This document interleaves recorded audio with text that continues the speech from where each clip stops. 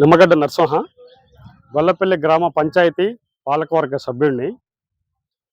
ఉమ్మడి రాష్ట్రంలోనే భద్రాచలం తర్వాత నూజివేడు మండలం గొల్లపల్లి రఘునాథస్వామి వారి ఆలయం చాలా ప్రసిద్ధి చెందింది. సుప్రసిద్ధ ఆలయంగా చరిత్ర పుటల్లోకి ఎక్కిన ఆలయం ఇది.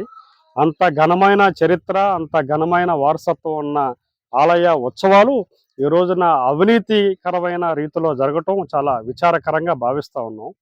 ఈ గ్రామంలో గొల్లపల్లి రఘునాథ స్వామి ఉత్సవాలంటేనే మేము చాలా సంతోషంగా, గర్వంగా చేసుకునే ఉత్సవాలు.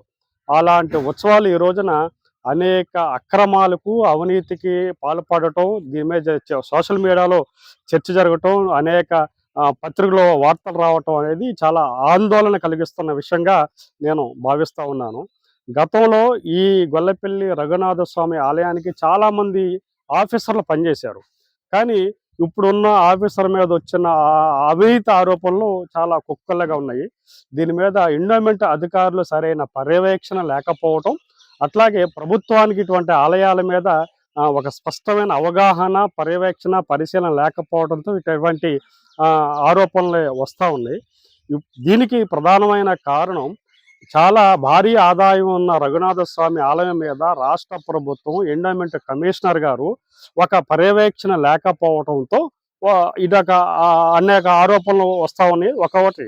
రెండోది, ఇంత చరిత్రమైన ఈ ఆలయం మీద ఒక పాలక వర్గం లేకపోవడంతో కూడా, జవాబుదారం లేకపోవడం కూడా ఈ రోజున ఇటువంటి ఆస్కారాలు వస్తూ ఉన్నాయి. కాబట్టి పంచాయతీ పాలక వర్గ సభ్యుడిగా నా ఆవేదన, ఎంతో ఘనమైన చరిత్ర ఉన్న శ్రీ రఘునాథ స్వామివారి ఆలయ ఉత్సవాలు ఈ రోజున అబాసు పాలవుతాయేమో అని చెప్పిన ఒక ఆవేదన నాకు అనిపిస్తూ ఉన్నది. కాబట్టి ఇటువంటి అక్రమాలు, అవినీతి నిరోధించే బాధ్యత రాష్ట్ర ప్రభుత్వాన్ని, దేవాదాయ శాఖ అధికారులు. దీనిపైన గతంలోనే ఈ ఆలయానికి సంబంధించిన అన్నే రామకృష్ణయ్య గారి ట్రస్ట్ భూముల ఆక్రమణ గురవుతూ ఉంటే దీని మీద నేనే స్వయంగా ఆనాటి సబ్ కలెక్టర్ గారికి ఫిర్యాదు చేస్తే, అట్లాగే అసిస్టెంట్ కమిషనర్ గారికి ఫిర్యాదు చేస్తే తూతూ మంత్రంగా వాళ్ళు విచారణ చేసి ఏం ఆక్రమణ గురవ్వలేదని చెప్పని ఒక వక్తాయింపు చేయటం చాలా నన్ను ఆవేదనకి గురిచేసింది. కాబట్టి ఈ రఘునాథ స్వామి వారి యొక్క ఆదాయాన్ని, అట్లాగే ఈ రఘునాథ స్వామి వారి ఉత్సవాలని సక్రమంగా పర్యవేక్షణ చేయాల్సిన బాధ్యత ఎండోమెంట్ కమిషనర్ వారి గారిది, అట్లాగే రాష్ట్ర ప్రభుత్వాన్ని. దీని మీద దృష్టి పెట్టాల్సిన బాధ్యత కూడా ఎండోమెంట్ మినిస్టర్ గారికి ఉందని చెప్పి నేను భావిస్తూ ఉన్నాను.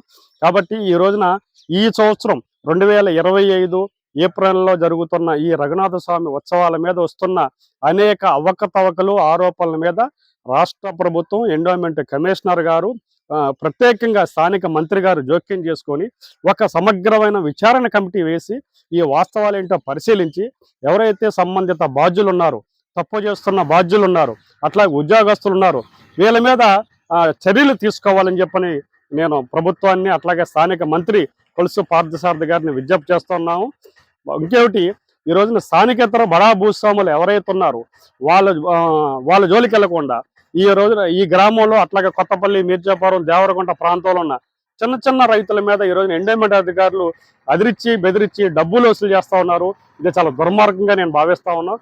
అదేవిధంగా ఈ ఎండోమెంట్ భూమిగా చాలా మంది చెప్తున్న వేంపాడు అగ్రహార భూములు ఈ రోజున రికార్డులో పేరు మార్చాలంటే కూడా అనేక వేల రూపాయలు అవినీతి జరుగుతుందని కూడా వార్తలు వస్తున్నాయి.